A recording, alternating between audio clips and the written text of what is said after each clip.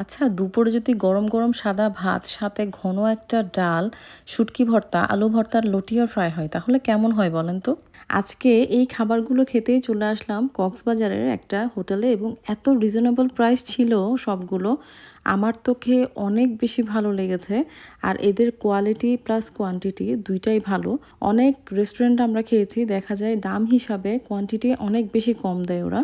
কিন্তু এদের প্রাইসটা হিসাবে ওরা কোয়ান্টিটিও ভালো দিয়েছে আর কোয়ালিটি অবশ্যই অনেক বেশি ভালো।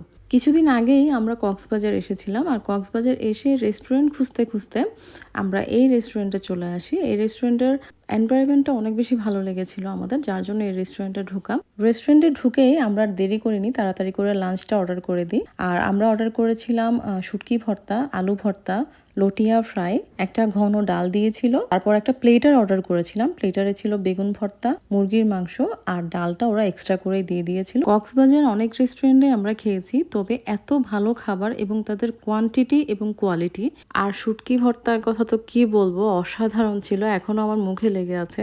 আর লটিয়া ফ্রাইটা এত ক্রিস্পি ছিল।